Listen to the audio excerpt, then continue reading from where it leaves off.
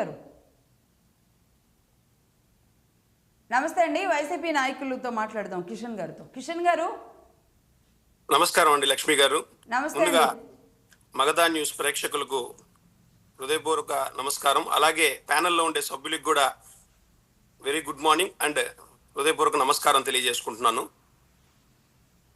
ఇప్పుడు రంజిత్ కుమార్ గారు చెప్పినట్టు ఈ ఇష్యూ మొదలైంది అసలు ఏదైతే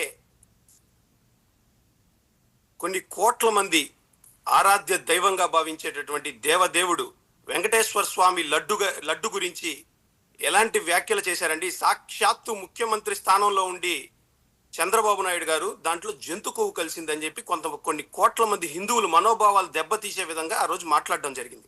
సరే, ఆ రోజు మేమేం చేసాం, పైన భగవంతుడు అంటూ ఉంటే మీకు శిక్ష పడుతుంది, ఈ విషయాన్ని ఇంకొంచెం ఎక్కువగా గనక ప్రొలాంగ్ చేస్తే హిందువుల మనోభావాలు దెబ్బతింటాయి, నిజ నిర్ధారణలు తేలాలి అని చెప్పని మేము కోరడం జరిగింది. అలాగే ఏదైతే వాళ్ళ కూటమిలో ఉండేటటువంటి కేంద్ర ప్రభుత్వమే ఈరోజు నివేదిక సబ్మిట్ చేసింది.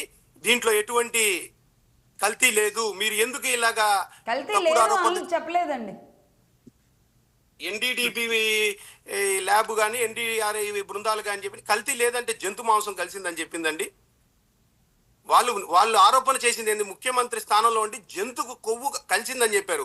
ఎంతో మంది ఆర్య వైశ్యులు, నాన్ వెజిటేరియన్స్ కాని వాళ్ళు వెజిటేరియన్స్, ఆర్య వైశ్యులు, బ్రాహ్మణులు ఎంతో మంది ఆ లడ్డును తిన్న వాళ్ళంతా ఎంత పాపంగా భావించుంటారు.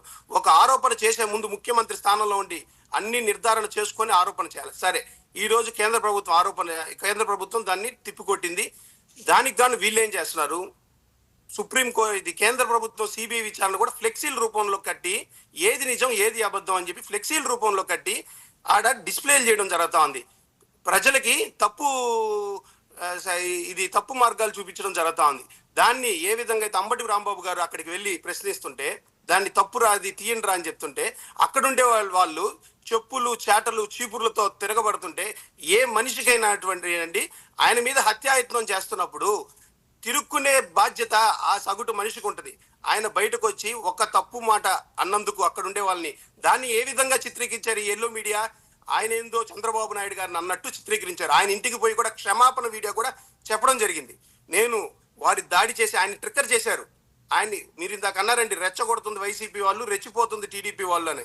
రెచ్చగొడుతుంది టీడీపీ వాళ్ళు, రెచ్చగొడుతుందే టీడీపీ వాళ్ళు. ఈరోజు ఆ ఫ్లెక్సీ లేకుండా ఉంటే ఈ గలబాలు వచ్చుండేదే కాదు రాష్ట్రంలో. ఈ రోజు ఆ ఫ్లెక్సీ వేయకుండా ఈ గలబా వచ్చుండేది కాదు. అంబటి రాంబాబు గారి మీద చెప్పులు దాడులు అలాంటి కర్రలతో దాడులు చేయకుండా ఉంటే ఇలాంటి అసలు ఫ్లెక్సీ మొదలు పెట్టిందే తిరుపతిలో భూమన కరుణాకర్ రెడ్డి గారు అనేది కదా ఇప్పుడు వీళ్ళు అంటుంది. అందులో ఇక్కడ కూడా ఫ్లెక్సీలో ఎక్కడ దూషించకుండా పాప ప్రక్షాళన చేసుకుందామని ఏదో కార్యక్రమంలో గుడి దగ్గర పెట్టుకున్న ఫ్లెక్సీ అనేది వీళ్ళు చెప్తున్నారు నిన్న. ఏ పాప ప్రక్షాళన అండి? ఇప్పుడు ఆ రోజు సాక్షాత్ డిప్యూటీ సీఎం గారు మొత్తం మెట్లన్నీ కడుగుతా పోయారు, పాపం జరిగిందని. ఈ రోజు సిట్ నిర్ధారణ చేసింది, సిబిఐ నిర్ధారణ చేసింది. ఇది కల్తీ జంతు కొవ్వు ఏమీ కలవలేదు. ఆ కల్తీ నెయ్యి కూడా మాకు అనుమానాలు ఉన్నాయండి. వీళ్ళ చేతుల్లో ఉంది ప్రభుత్వం. ఆ ఒక నెయ్యి తీసుకొచ్చి వీళ్ళే ఏదైనా కెమికల్ యూజ్ చేసి ఏమైనా టెస్ట్ చేశారేమో మాకేం తెలుసండి. సాక్షాత్ జగన్మోహన్ రెడ్డి గారి గవర్నమెంట్ లో ఎన్నో మంచి కార్యక్రమాలు టీటీడీలో జరిగాయి.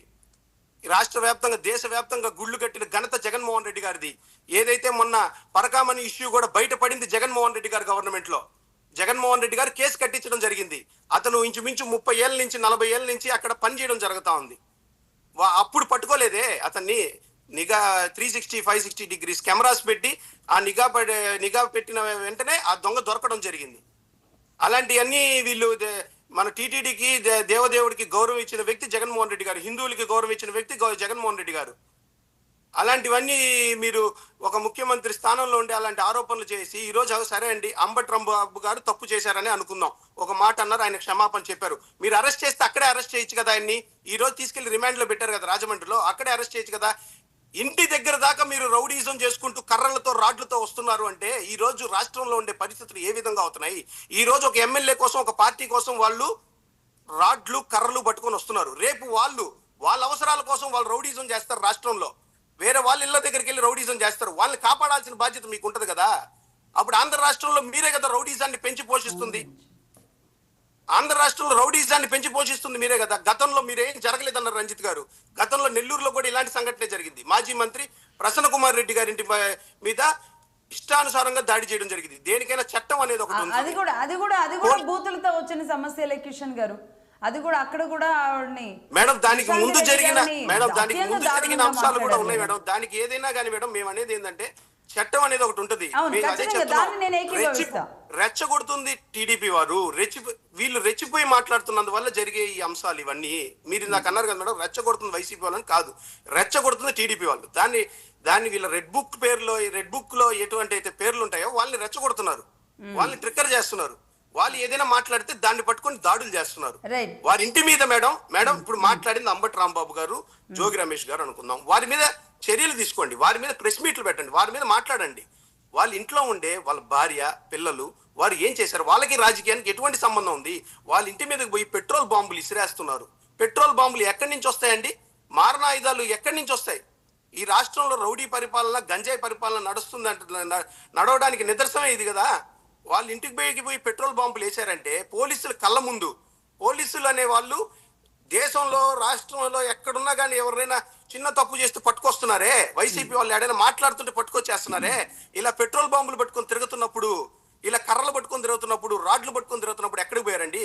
ఈ రోజు సరే వాళ్ళ ఇంటి మీద ఖచ్చితంగా ఇది చాలా హేయమైన చర్య. మీరు అన్నట్టుగా నిజంగానే ఈ మారణాయుధాలు లాంటివి పట్టుకొని ఇలా వ్యక్తులుగా మరి అల్లరి ముక్కలా లేదంటే ఎవరు ఈ స్థాయిలో వెళుతూ ఉన్న విధానం అయితే ఎట్టి పరిస్థితులు ఉపేక్షించేది కాదు. అది కూడా రాజధాని ప్రాంతమైన గుంటూరు ఏరియా, అలాగే పక్కనే ఉన్న కృష్ణా జిల్లాలో ఈ రెండు ప్రాంతాల్లోనే ఇంత పెద్ద అలజడి జరగడం అనేది సమంజసం కాదు. మరి ఎందుకు పోలీసులు కంట్రోల్ చేయలేకపోయారా? ప్రభుత్వం కంట్రోల్ చేయలేకపోయిందా? అసలు ఏం జరిగింది? ఒకసారి రజనీ గారితో కూడా మాట్లాడదాం. రజనీ గారు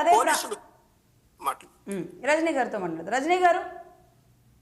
రజనీ గారు మీరు మ్యూట్లో ఉంటున్నారు. రజనీ గారు